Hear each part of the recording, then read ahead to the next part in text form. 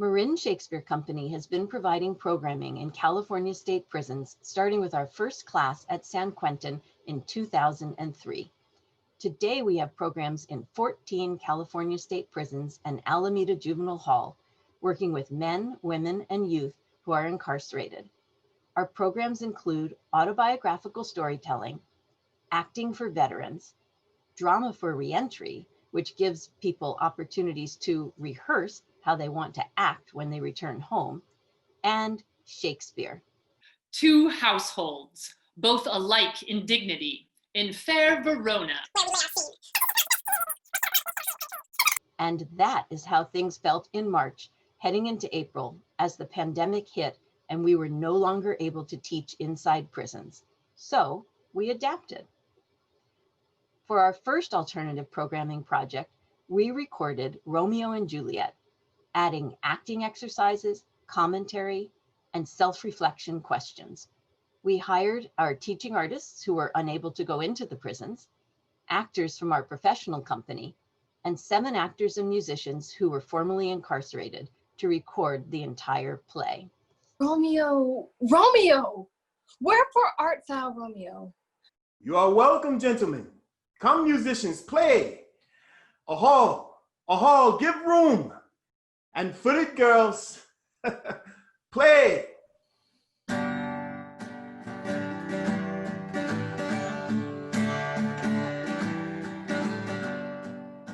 Have you ever found a silver lining out of a huge tragedy?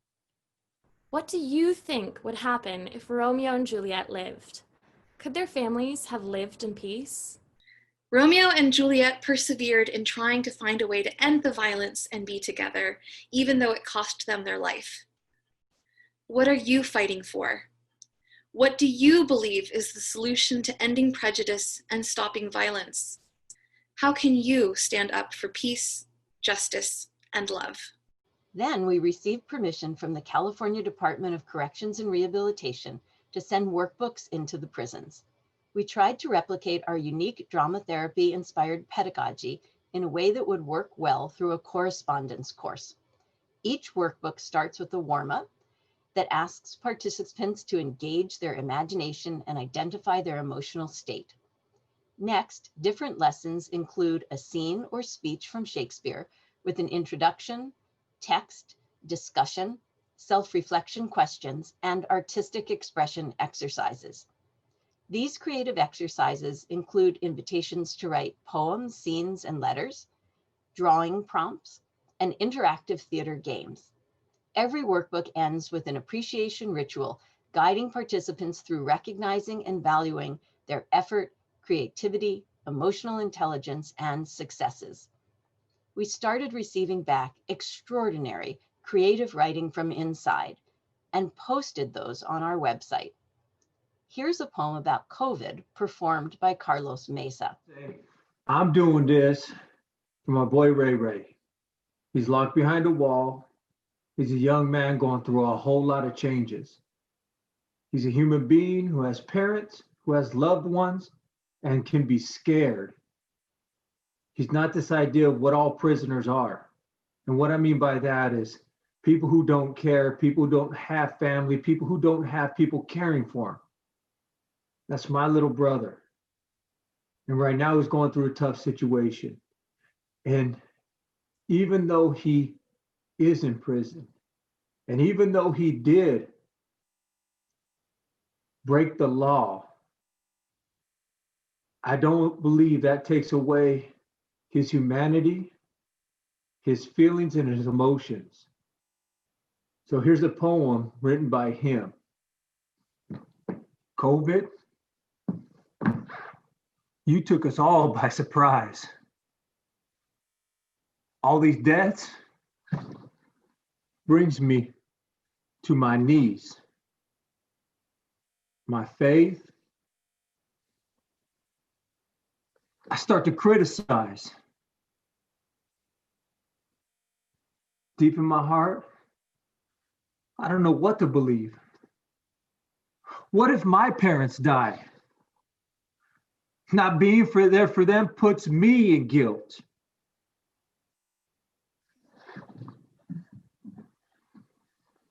So I lay down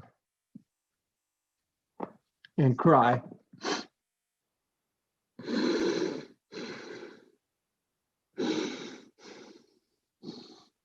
Then that sadness turns to rage that I built, knowing that death can hit me at any time. Meanwhile, the cops are killing George Floyd. Now Trump saying protesting is a crime. Now the police try to avoid.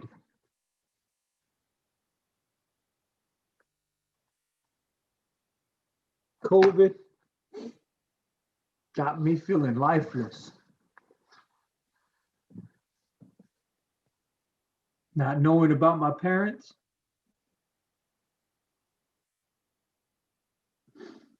Got me feeling hopeless. Here's a poem about Black violence by LaJaunt Hutchins, performed by John Windham.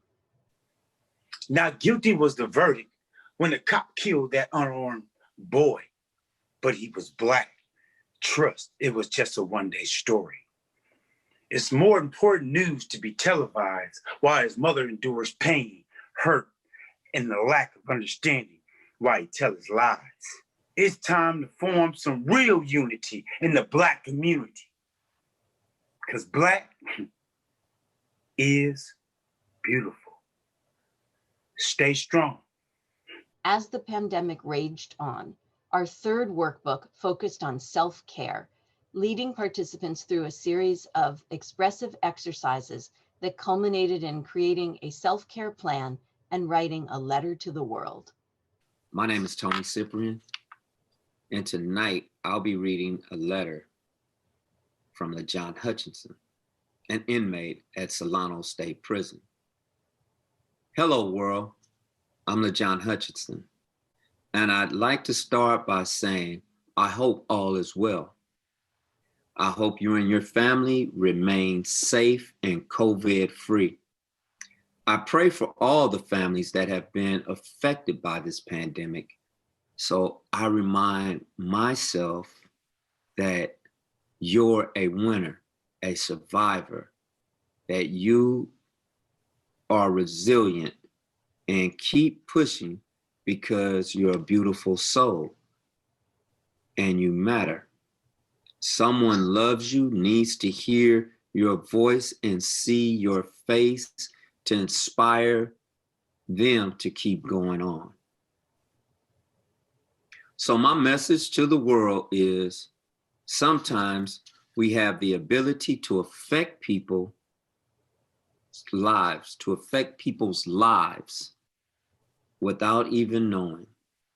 So continue to inspire each other and don't stop blessing the world with your presence because you matter. Respectfully yours, LaJaunt Hutchins.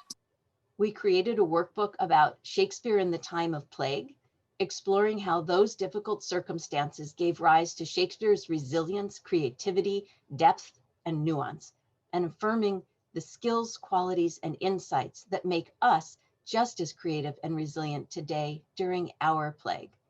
We're now translating our workbooks into Spanish, which has been particularly welcomed by the prisons in Southern California where we work.